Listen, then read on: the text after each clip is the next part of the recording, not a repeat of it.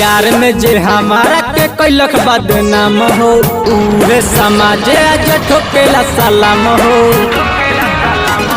प्यार में जे हमारा के कैलक बदनाम हो, उहे समाजे आज ठोकेला सलाम हो। जहाँ हम जाई वहाँ कराई में होखेला। घुमना के पीछे हमारा ये जान, हमारा के लोग आतंकवादी कहेला। घुमना के पीछे हमारा ये जान, हमारा के लोग आतंकवादी कहेला।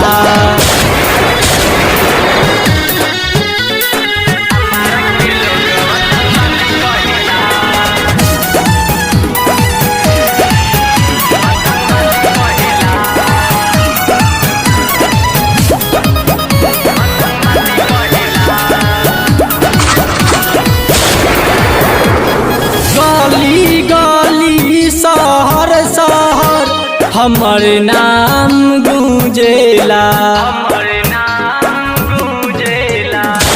गली गली शहर शहर हमर नाम ही गूंजेला।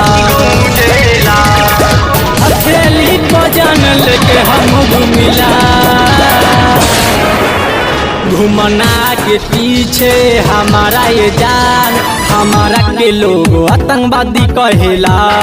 घुमना के पीछे हमारा ये जान, हमारा के लोग आतंकवादी कहेला।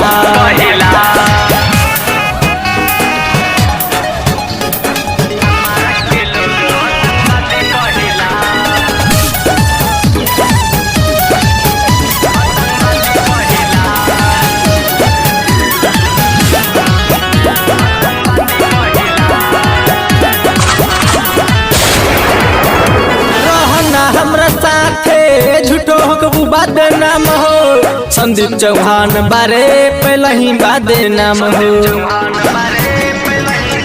रहना हमरा साथे झूठो हो बदनाम हो, संदीप चौहान बारे पहले ही बदनाम हो।